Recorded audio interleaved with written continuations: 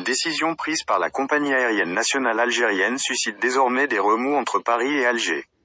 Air Algérie impose une nouvelle règle stricte concernant l'embarquement des ressortissants algériens sous le coup d'une obligation de quitter le territoire français, OQTF, exigeant un laissez-passer consulaire, LPC, même pour les passagers disposant d'un document d'identité en cours de validité. Cette condition inédite bouleverse la procédure d'expulsion et suscite une vive réaction des autorités françaises, qui pourraient sanctionner les chefs d'escale Air Algérie.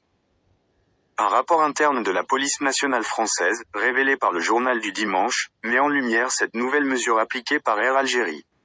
Habituellement, les expulsions de ressortissants algériens s'effectuaient sur simple présentation d'un passeport ou d'une carte d'identité valide. Toutefois, la compagnie aérienne nationale Air Algérie exige désormais un document supplémentaire, délivré par les autorités consulaires algériennes en France. Une exigence qui complique considérablement l'application des OQTF, puisque l'obtention de ce laissez-passer repose sur l'acceptation des services consulaires algériens, qui peuvent décider de ne pas le délivrer. Cette nouvelle exigence d'Air Algérie intervient dans un climat diplomatique déjà fragile. La question des expulsions des ressortissants algériens est un sujet récurrent de tension entre les deux pays.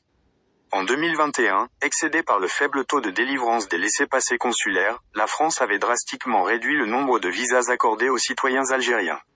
Ce bras de fer avait conduit à des négociations tendues, jusqu'à un rétablissement partiel des relations diplomatiques en 2023. Aujourd'hui, la nouvelle politique d'Air Algérie remet en cause ces avancées et ravive les frictions.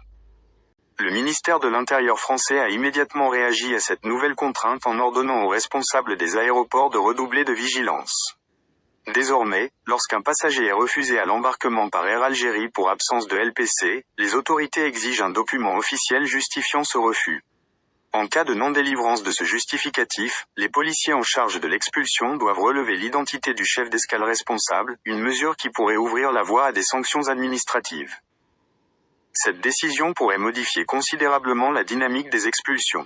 Pour les autorités françaises, elle représente un obstacle supplémentaire, risquant d'entraver la mise en œuvre des OQTF.